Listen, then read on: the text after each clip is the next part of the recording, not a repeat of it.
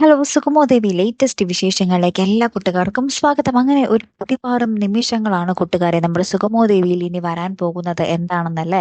നമ്മുടെ ചന്ദ്രമതി നമ്മുടെ തനുജയുടെ ബുദ്ധി കൊണ്ടിട്ട് ആ ഒരു ടിക്കറ്റിൽ ആ കറക്റ്റ് ടൈമിൽ ബുക്ക് ചെയ്ത സമയത്ത് അറിഞ്ഞില്ല നമ്മുടെ ചന്ദ്രമതി അതിക്ക് മുന്നേ എത്തി. അപ്പൊ നമ്മുടെ ചന്ദ്രമതി പ്രഭാവതി വിളിക്കുമ്പോൾ പറയുന്നുണ്ട് തനുജയുടെ ബുദ്ധിയായിരുന്നു അത് എന്ന് പറയുന്നുണ്ട്. ആ ഒരു മറ്റുള്ളവരെ ത്യാഗരാജനെ കൂട്ടരെയും തെറ്റിദ്ധരിപ്പിക്കാൻ വേണ്ടി താൻ മനഃപൂർവ്വം ചെയ്തതാണെന്ന്. അപ്പൊ എന്തായാലും നമ്മുടെ അരുന്ധതിയുടെ ആ ഒരു മാനേജർ അറിഞ്ഞിരിക്കുന്നതും ഈ ഒരു സമയമായിരിക്കും. നമ്മുടെ ത്യാഗരാജൻ അറിഞ്ഞിരിക്കുന്നതും നമ്മുടെ ചന്ദ്രമതി വരാൻ പോകുന്ന ഒരു ഫ്ലൈറ്റിന്റെ സമയമായിരിക്കും അല്ലെ. അപ്പൊ ഇതേവരെ ചന്ദ്രമതി നാട്ടിലെത്തിയിട്ടില്ലെന്നാണ് ഇവരുടെയൊക്കെ ധാരണ. പക്ഷെ ചന്ദ്രമതി ഓൾറെഡി നാട്ടിലെത്തി, റൂമിൽ എത്തിക്കഴിഞ്ഞു. അപ്പൊ ഇനി കൃത്യസമയത്ത് താൻ കോടതിയിൽ എത്തിക്കോളാം എന്ന് നമ്മുടെ പ്രഭാവതിക്ക് നമ്മുടെ ചന്ദ്രമതി വാക്കും കൊടുക്കുന്നുണ്ട്.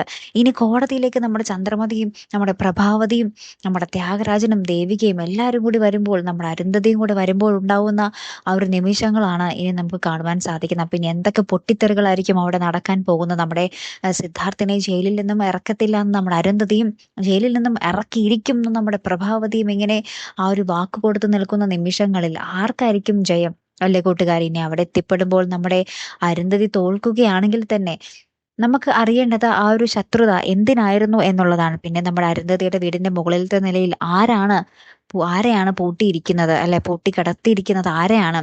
ഇനി നമ്മുടെ അരുന്ധതിയുടെ ഭർത്താവാണോ, അല്ലെങ്കിൽ അച്ഛനാണോ, അമ്മയാണോ? അവരായിട്ട് നമ്മുടെ പ്രഭാവതിക്ക് എങ്ങനെ ശത്രുത വന്നു? ഇനി ചിലപ്പോൾ നമ്മുടെ ദേവിക ഇതൊക്കെ അറിയുന്ന നിമിഷങ്ങളും നമ്മുടെ സുഗമോ ദേവിയിൽ വരാൻ സാധ്യതയുണ്ട് കേട്ടോ. എന്തായാലും നമ്മുടെ ദേവികയ്ക്ക് മനസ്സിലാകും. ഇനി നമ്മുടെ അരുന്ധതിയും പ്രഭാവതിയും ആയിട്ടുള്ള ഒരു ശത്രുത അറിയുമ്പോൾ നമ്മുടെ ദേവികയ്ക്ക് മനസ്സിലാകും ആ മുറിയിൽ ആരൊക്കെയോ പ്രധാനപ്പെട്ട ഒരാൾ തന്നെയാണ് ഉള്ളതെന്ന്. പിന്നീട് അറിയാൻ വേണ്ടിയുള്ള ഒരു ശ്രമത്തിൽ തന്നെ ആയിരിക്കും നമ്മുടെ ദേവികയും നന്ദനും ഒക്കെ.